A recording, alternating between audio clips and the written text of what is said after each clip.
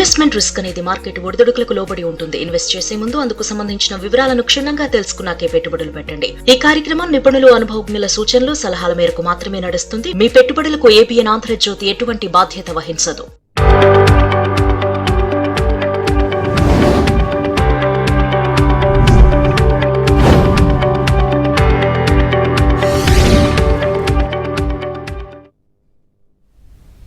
Good morning, welcome to ABN business. నేను యామ్ని. ఇక business updates చూస్తే దేశీయ స్టాక్ మార్కెట్లు ఫ్లాట్ గా ప్రారంభమయ్యాయి. సెన్సెక్స్, నిఫ్టీ లాభ నష్టాల మధ్య ఊగిసలాడుతున్నాయి. బజాజ్ ఫైనాన్స్, M&M, హిందాల్కో షేర్లు లాభాల్లో ట్రేడ్ అవుతుండగా టీసీఎస్, ఇన్ఫోసిస్, విప్రో షేర్లు నష్టాల్లో కొనసాగుతున్నాయి. ఇక ఓవరాల్ గా ఈ రోజు మార్కెట్ కి సంబంధించి పూర్తి విశ్లేషణ తెలియజేయడానికి ప్రముఖ బిజినెస్ అనలిస్ట్ వివికే ప్రసాద్ గారు అలాగే రాజేంద్ర గారు ఉన్నారు. వారితో మాట్లాడటానికి స్క్రీన్ మీద కనిపిస్తున్న నెంబర్ కి కాల్ చేయొచ్చు. ముందుగా అయితే మనం వారితో మాట్లాడదాం. గుడ్ మార్నింగ్ ప్రసాద్ గారు. గుడ్ మార్నింగ్ రాజేంద్ర గారు. Good morning madam. Good morning అండి. రాజేంద్ర గారు, ముందుగా మీరు చెప్పండి, ప్రపంచ మార్కెట్లలో భారీ అమ్మకాల ఒత్తిడి ఉన్నప్పటికీ నిఫ్టీ మల్టీడే హై వద్ద ముగియడం, అలాగే బ్యాంక్ నిఫ్టీ కీలకమైన 57,000 మద్దతు స్థాయి పైన నిలవడం బుల్స్ బలాన్ని సూచిస్తుంది. మరి ఈ పరిస్థితుల్లో ట్రేడర్లు ఎలాంటి వ్యూహాన్ని అనుసరించాలి అంటే ఏం చెప్తారు? ఐ థింక్ మన markets global or external markets కి కొంచెం ఇన్సులేట్ అయినాయని చెప్పాలండి. ఎందుకంటే మనం చూసాం మొన్న నైట్ ఆల్మోస్ట్ 800-900 ఆర్ 1000 పాయింట్స్ పడినా కూడా మన మార్కెట్ లో కదలిక అనేది ఎక్కడా లేదు, డౌన్ సైడ్ అనేది. ఒకవేళ డిప్స్ వచ్చినా కూడా ఐ థింక్ అది బయింగ్ కే యూజ్ చేస్తున్నారు తప్ప సెల్లింగ్ అనేది ఫ్రెష్ రావట్లేదు. సో మన మార్కెట్ ఒక రేంజ్ బౌండ్ లో ట్రేడ్ అవుతుంది. అఫ్ కోర్స్ గ్లోబల్ మార్కెట్ పెరిగినప్పటికీ మన మార్కెట్ స్టేబుల్ గా ఉంది. ఐ థింక్ ఇక్కడ నుంచి market side ways or maybe ఒక రేంజ్ లో ట్రేడ్ అయ్యే ఛాన్సెస్ ఉంటుంది. సో నిఫ్టీ పరంగా మనం చూసుకుంటే కనుక 24,097 అనేది 20-day మూవింగ్ యావరేజ్ ఈ స్టేజ్ లో అదొక క్లియర్ సపోర్ట్ గా ఎమర్జ్ అవుతుంది.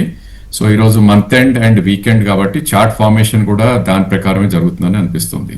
సో లాస్ట్ 3 months హై మనం చూస్తే కనుక 24,482 అండ్ ఈ రోజు 24,320. సో ఒక 100-120 పాయింట్స్ పడినా కూడా పెరిగినా కూడా ఆశ్చర్యం లేదు అంటే కనుక 24,367 ఏదైతే 200-day మూవింగ్ యావరేజ్ ఉందో అది ఒక రెసిస్టెన్స్ గా మనం చూసుకోవచ్చు. సో ఆల్ ఇన్ ఆల్ 24,000 నుంచి 24,530 మధ్యలో నిఫ్టీ కదలాడే ఛాన్సెస్ ఎక్కువ కనిపిస్తుంది. బై ఆన్ డిప్ స్ట్రాటజీని యూజ్ చేయాలి. సిమిలర్లీ బ్యాంక్ నిఫ్టీ కొద్దిగా అండర్ పర్ఫార్మ్ చేస్తుంది ఈ స్టేజ్ లో compare to Nifty, because Nifty last time bank Nifty 58,000 ఉన్నప్పుడు ఐ థింక్ 24,300 ఉండింది. వెరాజ్ బ్యాంక్ నిఫ్టీ ఈ స్టేజ్ లో 52,200 ఉంది. బట్ నిఫ్టీ 24,300 ఏదైతే ప్రీవియస్ హై ఉందో అది ఆల్మోస్ట్ క్రాస్ అవటం చూస్తున్నాం. సో ఈ నేపథ్యంలో బ్యాంక్ నిఫ్టీ కొద్దిగా అండర్ పర్ఫార్మెన్స్ ఉంది కాబట్టి ప్రాబ్లీ ఈవెన్ బ్యాంక్ నిఫ్టీ కూడా బై డిప్ స్ట్రాటజీ అవలంబించాలి. ఓన్లీ స్టీప్ కట్స్ వస్తేనే ఆపర్చునిటీ ఉన్నట్టు కనిపిస్తుంది చార్ట్స్ లో. సో 56,500 అనేది 200-day మూవింగ్ యావరేజ్. సో ఇక్కడ నుంచి 500 to 600 పాయింట్స్ పడితేనే ఒక మంచి ఆపర్చునిటీ ఉంటుంది. అక్కడ నుంచి 200 points stop loss and maybe 800 to 1000 points target పెట్టుకొని we should try to trade. So all in all రెండు ఇండిసెస్ కూడా sideways to upward bias అని అంటాం మనం. సో బై డిప్ స్ట్రాటజీని అవలంబించాలి. Right sir. అలాగే ప్రసాద్ గారు, మీరు చెప్పండి sir, June quarter results speed గా వస్తున్న ఈ సమయంలో ఇప్పటి వరకు వచ్చిన రిజల్ట్స్ చూస్తే ట్రెండ్ ఎలా అనిపిస్తుంది సార్? ఇప్పటి వరకు వచ్చిన రిజల్ట్స్ చూస్తే మాత్రం దాదాపుగా నమ్మటానికి కూడా కొద్దిగా డౌట్ వస్తుంది. అంటే ఇప్పుడు రాజేంద్ర గారు ఇంట్రడక్షన్ లో చెప్పినట్లుగా ఇంటర్నేషనల్ గా మార్కెట్ లో వాలటాలిటీ ఉన్నా మన మార్కెట్ లో లేదు అంటానికి కారణం బహుశా అండర్లయింగ్ రీజన్ అదే ఉండాలి. ఎందుకంటే దాదాపుగా 80%, నా ప్రకారం ప్రిసైజ్ గా చెప్పాలంటే 79% వరకు, 79.32% కంపెనీలు రిజల్ట్స్ వచ్చిన వాటిల్లో ప్రాఫిట్లు పెంచుకున్నాయి. అంటే అర్థమేంటి, corporate India is doing very well.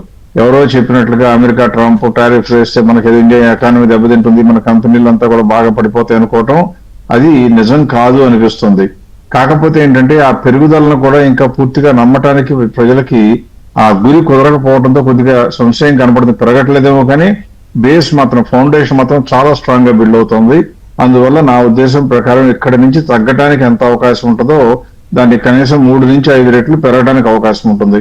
అందువల్ల ఇప్పుడు ఎవరైనా సరే కొనుక్కోవడానికి మినమేషాలు లెక్కేసినా లేదా డబ్బులు ఉండి కూడా బ్యాంకుల్లో పెడదాం, ఇది పెడదాం, ఇంకా ఆలోచన ఇంకా చేస్తూ ఉంటాను అనుకుంటే నష్టపోయేది పెట్టని వాళ్లే కానీ పెట్టిన వాళ్ళు మాత్రం కాదు. కాకపోతే పెట్టినటువంటి కంపెనీలు మాత్రం మంచి కంపెనీలు ఉండాలి. అంటే లాభాలు పెంచుకుంటున్న కంపెనీలో ఉండాలి, రేటు విపరీతంగా పెరగిన కంపెనీలు. అవేంటో మన ప్రోగ్రామ్ లో దాదాపుగా చెప్తా ఉంటాం. కాబట్టి ఈ కంపెనీలు కొనుక్కుంటే మంచిది తప్పితే గుడ్డిగా ఏ కంపెనీ పడితే ఆ కంపెనీ రేటు తగ్గింది కాబట్టి కొంటాం అనేటువంటి అటువంటి అపోహలకు పోకుండా ఉంటే మంచిదని నా ఉద్దేశం. Right sir. అలాగే రాజేంద్ర గారు మీరు చెప్పండి, గత 2 వారాలుగా పవర్ రంగానికి చెందిన షేర్లు తమ గరిష్ట స్థాయిల నుంచి గణనీయంగా సర్దిద్దుకున్నాయి కదా, మరి మధ్యకాలం నుంచి దీర్ఘకాల పెట్టుబడి దృష్ట్యా కొనుగోలు చేయదగ్గ పవర్ రంగానికి చెందిన ఏమైనా మంచి స్టాక్స్ ఉన్నాయా అంటే ఏం చెప్తారు?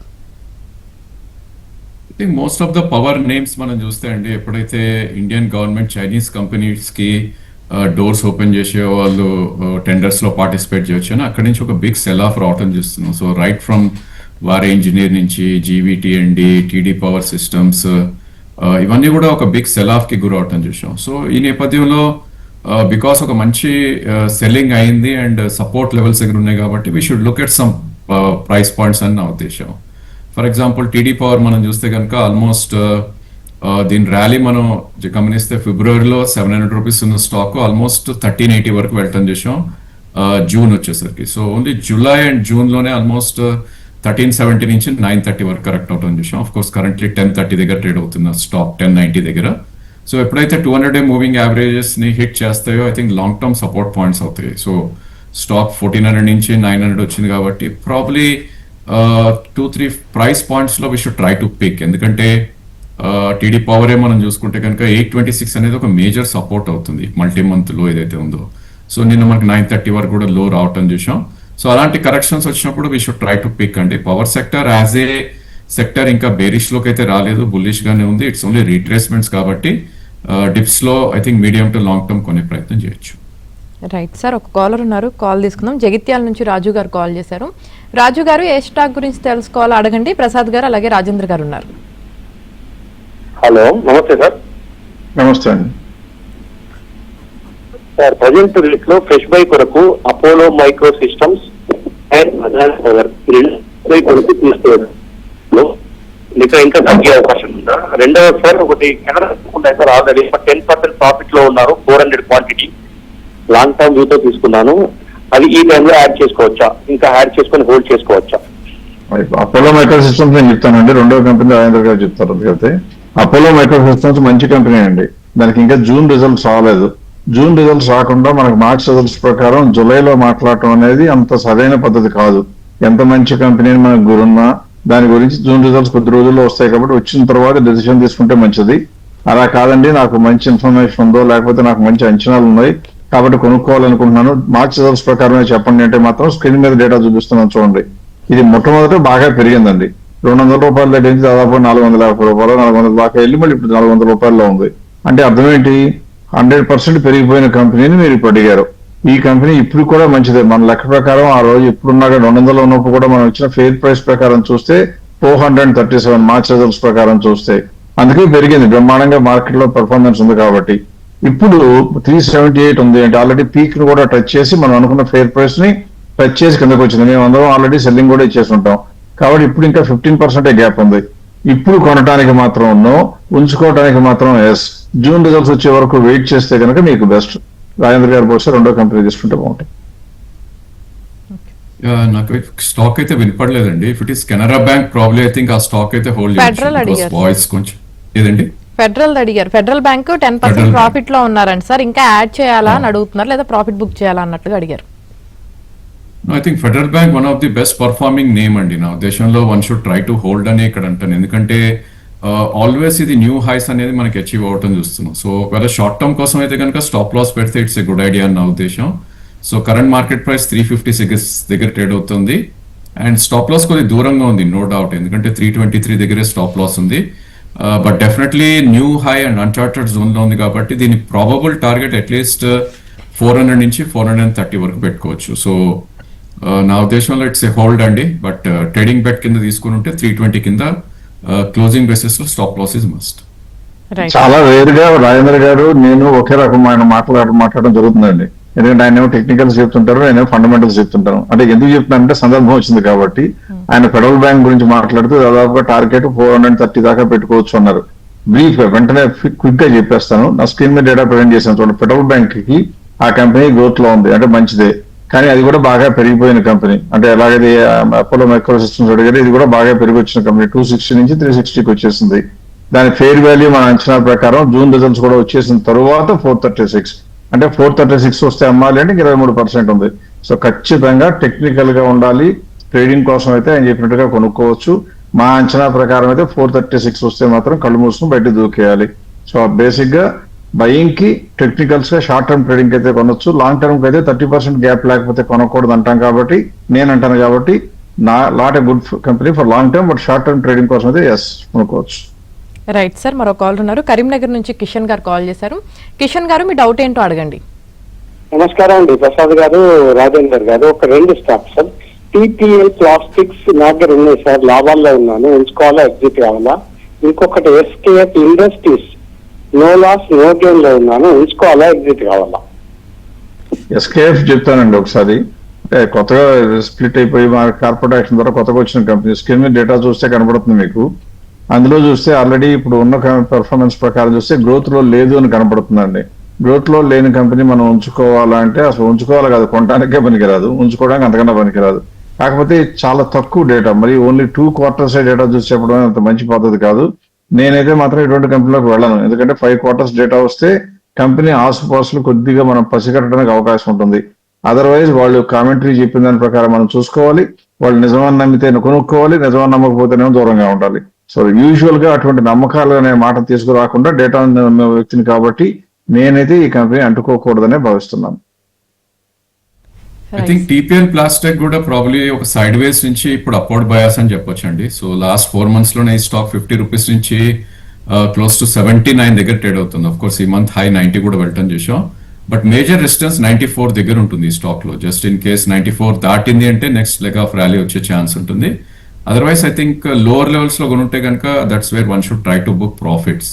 అట్ ద సేమ్ టైమ్ ఈ స్టాక్ కి స్టాప్ లాస్ కూడా మస్ట్ అండి. క్లోజ్ బిలో 70 ఏ రోజైతే అవుతుందో ఆ రోజు స్టాప్ లాస్ పెట్టుకోవడం it's a good idea. Right sir, మరో కాల్ ఉన్నారు. నెల్లూరు నుంచి కృష్ణారెడ్డి గారు కాల్ చేశారు. కృష్ణారెడ్డి గారు, మీ డౌట్ ఏంటో అడగండి. నమస్తే sir. Sir Electra green tech, sigma advanced systems ఈ 2 ఏ రేట్ లో కొనుక్కోవచ్చు సార్? రాంద్ర గారు మీరే చెప్పండి, ఏ రేట్ లో కొనుక్కోవచ్చు అంటే టెక్నికల్ అప్రోచ్ లా కనబడుతుంది. ఐ థింక్ ఎలక్ట్రా గ్రీన్ ప్రాబ్లీ ఇక్కడ యూ షుడ్ స్టార్ట్ బయింగ్ అండి. స్టాక్ ఆల్రెడీ టాప్ అరౌండ్ 1550 దగ్గర అయ్యి కరెంట్లీ 1330 దగ్గర ట్రేడ్ అవుతున్న నేమ్ ఇది. సో 1273 అనేది ఒక మంచి సపోర్ట్ పాయింట్ అవుతుంది, 200-day moving average. Of course ఒకవేళ కట్ అయిందంటే కనుక 1166 కూడా రావచ్చు, విచ్ ఇస్ స్వింగ్ లో. సో మీకు 1 to 2 years టైం ఫ్రేమ్ ఉంటే కనుక ప్రాబ్లీ ఎలక్ట్రా గ్రీన్ 1330 నుంచి 1260 మధ్యలో 1160 మధ్యలో అక్యూములేట్ చేసే ప్రయత్నం చేయొచ్చు. Right sir. అలాగే ప్రసాద్ గారు, మరి దేశ ఆర్థిక పరిస్థితి పటిష్టంగా ఉన్న ఈ సమయంలో ఏ సెక్టార్లు పుంజుకోవడానికి అవకాశం ఉంది? అదే విధంగా వాటిలో మీ అంచనా ప్రకారం ఇన్వెస్టర్లు కొనుక్కోవడానికి ఏ షేర్లు అనుకూలంగా ఉన్నాయంటే ఏం చెప్తారు? టు ద పాయింట్ అమ్మా, అంటే ఇన్వెస్టర్లకి ఏం కావాలని కోరుకుంటారో అది అడిగే ప్రశ్నలు అడిగే వాళ్ళకి కావాల్సిన కంపెనీ ఒకటి అడుగుతారు, కానీ అందరూ చూసేదంటే నువ్వు కొనుక్కోవడానికి చెప్తారేమో చూస్తుంటారు. కాబట్టి అన్ని చెప్పకపోయినా సెక్టర్స్ గురించి చెప్పాలి అంటే ఇప్పుడు ఆర్థిక పరిస్థితి బాగున్న మాట నిజం. ఎందుకంటే ఆల్రెడీ కార్పొరేట్ సెక్టర్ బ్రహ్మాండంగా ఉంది, ఫైనాన్షియల్ గా కూడా అన్ని బాగానే ఉన్నాయి. ఆ ట్రంప్ వార్ అంటారా, రేపు అన్ని కంట్రీలు కలిపి ఇరాన్ కనుక బాంబులు వేసి అంటే ఇరాన్ మొత్తం ఫినిష్ అయిపోతే స్ట్రైట్ ఆఫ్ హోర్ముజ్ కూడా ఓపెన్ అయిపోతుంది. కాబట్టి అన్ని శుభశకునాలే ఉన్న ఈ సమయంలో ఎకానమీ గురించి భయపడటం అనవసరం. ఇప్పుడు ఏవి బాగుపడుతుంటే ఎకానమీ కనుక రివైవ్ అయిపోయి కొద్దిగా పుంజుకోవడం మొదలు పెడితే మొట్టమొదటి బ్యాంకింగ్ సెక్టర్ బాగా పుంజుకుంటుంది, కొన్ని ఆటోమొబైల్ సెక్టర్ కూడా పుంజుకుంటే కానీ బ్యాంకింగ్ సెక్టర్ బాగుపడుతుంది. అందులో అందరి దగ్గర పబ్లిక్ దగ్గర నుంచి తక్కువ రేట్లో ఎప్పుడు డిపాజిట్లు సేకరించగలిగే కెపాసిటీ ఉన్న పబ్లిక్ సెక్టర్ బ్యాంకులకి లాభం.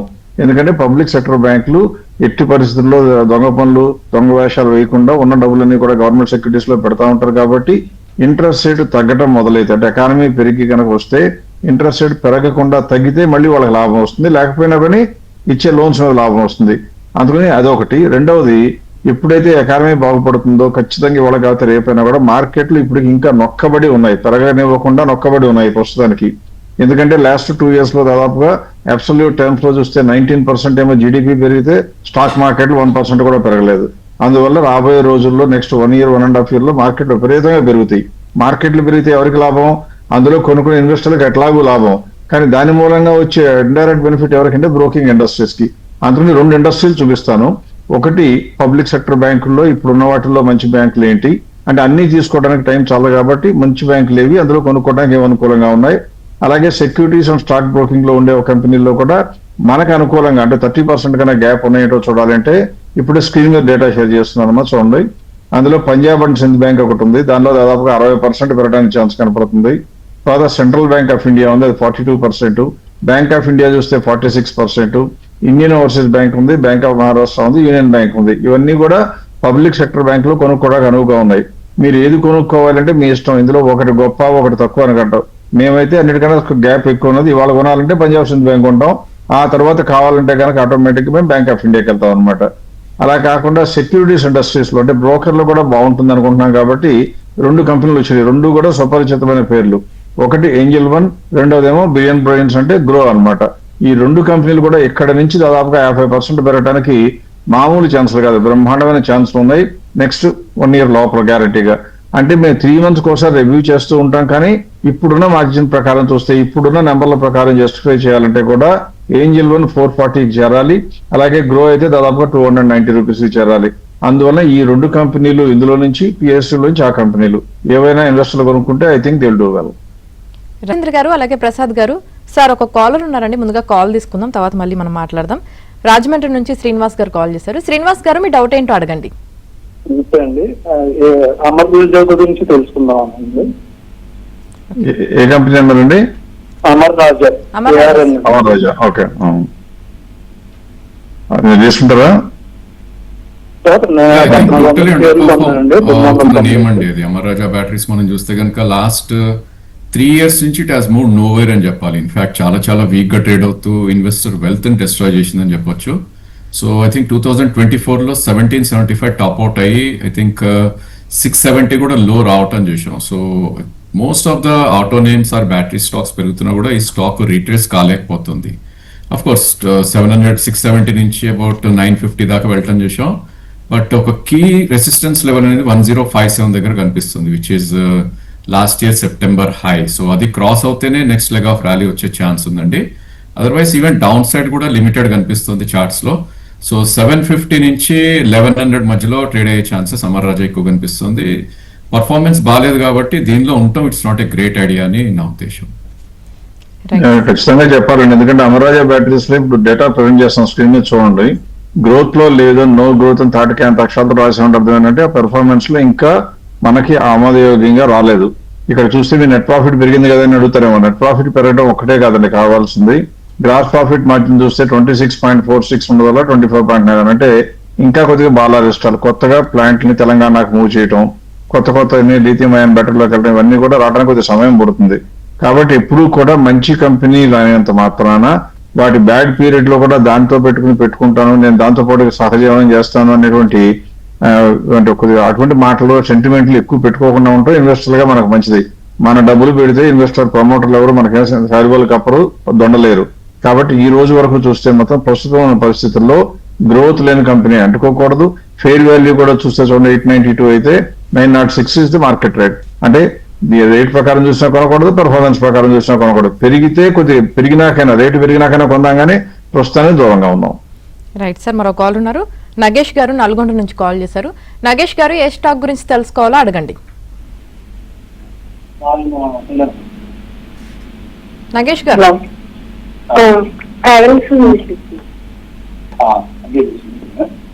సార్ ఒకసారి క్లియర్ గా ఏ స్టాక్ గురించి తెలుసుకోవాలో అడగండి. ఆయన టీవీ ఆపేమని చెప్పండి. నగేష్ గారు, సార్ హ్యావెల్స్ ఉన్నాయి సార్, హ్యావెల్స్ సెల్ ఆప్షన్ ఉన్నాయి సార్, ఉంచుకోవచ్చా తీసేసుకోవచ్చా సార్? హ్యావెల్స్ ఏనా? అవును సార్. హ్యావెల్స్ ఇప్పుడే చూపిస్తాను, స్క్రీన్ మీద డేటా ప్రజెంట్ చేస్తాను చూడండి. అది గ్రోత్ లో ఉందా అంటే ఉంది, కానీ అందులో ఇప్పుడు చూడాల్సింది ఏంటంటే మీ దగ్గర షేర్స్ కనుక ఆల్రెడీ ఉంటే భయపడాల్సిన అవసరం ఉందా అంటే ఇంత కూడా లేదు. ఎందుకు అంటే ఈ కంపెనీ ఇప్పుడు వచ్చిన తర్వాత రిజల్ట్స్ ప్రకారం చూస్తే అన్ని కొద్దిగా మార్జిన్స్ తగ్గినా కానీ మొత్తం మీద చూస్తే 1700 కోట్లు 1690 కోట్లు ఉండే ప్రాఫిట్ ఎంత తగ్గింది? 1630 కోట్లు. అంటే బాగా పెరిగిన ప్రాఫిట్ 600 కోట్ల నుంచి 1600 1700 1000 కోట్ల కన్నా ప్రాఫిట్ పెరిగినాక 30-50 కోట్లు తగ్గితే అది నెగిటివ్ అనకూడదు. మామూలుగా ఏమీ చెప్పకపోతే, జాగ్రత్త చెప్పకపోతే కంప్యూటర్ తగ్గింది కాబట్టి బ్యాడ్ కంపెనీ అంటది. అలా అనకుండా ఉండడానికి సిస్టమ్స్ లో చెక్స్ అండ్ బ్యాలెన్సెస్ పెడతాం కాబట్టి ఇప్పుడున్న ప్రైస్ లో అమ్ముకోవడం అనేది పూర్తిగా తెలివి తక్కువ పని. మన అంచనా ప్రకారం ఇప్పుడు వచ్చిన రిజల్ట్స్ ప్రకారం కూడా చూస్తే 1533 ఇస్ ద ఫెయిర్ ప్రైస్ అండి. ఆ రేట్ వస్తేనే అమ్మాలి, అదర్వైజ్ ధైర్యంగా కూర్చోండి, మార్కెట్ వైపు చూడకండి. హ్యావెల్స్ రేట్ ఇంకా రోజు అసలు చూడకండి. అది పెరిగినప్పుడు వచ్చేట్టుగా మీరు వీలైతే మీ ట్రేడింగ్ అప్లికేషన్ అలర్ట్ పెట్టుకుంటే 1500 దాటంగానే ఒక అలర్ట్ వస్తుంది, అప్పుడు మళ్ళీ దాని ఇంకా చూడండి. Otherwise just relax and chill. Right sir. అలాగే సూర్యతేజ గారు అడుగుతుందండి, Laurus labs and MRF profit book చేసుకోవాలా లేదంటే హోల్డ్ చేయాలని అడుగుతున్నారు సార్. 5 years కోసం తీసుకున్నారంట. 5 years తీసుకున్నారంటే చాలా సత్యనారాయణ గారికి లారస్ ల్యాబొరేటరీస్ బ్రహ్మాండంగా ఎక్కడ ఉంటుందో చాలానే చెప్పలేరు, ఒక ఆలోచన చెప్తా ఉంటారు. కాబట్టి 5 years మాట అనేది కొద్దిగా యూజువల్ గా మనకి వినపడకుండా ఉంటే మంచిది, ఇన్వెస్టర్లకు మంచిది, వాళ్ళ పాకెట్లకు మంచిది. లారస్ ల్యాబొరేటరీస్ బ్రహ్మాండంగా ఉందండి. ఈ మధ్య కాలంలో దాదాపుగా 1500 రూపాయల దగ్గరికి వచ్చిన సమయంలో మేము మార్చ్ రిజల్ట్స్ వచ్చి అప్పుడు జూన్ రిజల్ట్స్ అందకపోవడంతో అందరినీ, మా ఇన్వెస్టర్స్ అందరినీ కూడా అమ్ముకోండి అని చెప్పాం. ఎందుకు చెప్తున్నాను అంటే ఫండమెంటల్స్ ఆధారంగా ఉన్న ఇన్ఫర్మేషన్ ఆధారంగా చేసేటప్పుడు ఒక్కొక్కసారి మనం ఆపర్చునిటీస్ మిస్ అవుతాము, మేము కూడా అవుతుంటాము అని చెప్పడానికి చూపిస్తున్నాను. 1484 లో ఉన్నప్పుడు దాదాపు అందరినీ అమ్ముకోమంటే కొన్ని లక్షల షేర్లు అందరు ఇన్వెస్టర్లు అమ్మేశారు, ఎందుకంటే మేము చెప్పిన మాట ప్రకారం. ఆ తర్వాత రిజల్ట్స్ వచ్చాయి. రిజల్ట్స్ ఎంత బ్రహ్మాండంగా ఉన్నాయంటే మామూలుగా కాదు, అద్వితీయంగా ఉన్నాయి. ఇప్పుడు స్క్రీన్ మీద డేటా చూపిస్తున్నాను చూడండి. 13% ఉన్న నెట్ ప్రాఫిట్ మార్జిన్ ఏకంగా 15% వెళ్ళటం, 66 కోట్లతో ప్రాఫిట్ మొదలు పెడితే 2024 లో ఇప్పుడు 1000 కోట్ల కన్నా ఎక్కువ పెరగటం.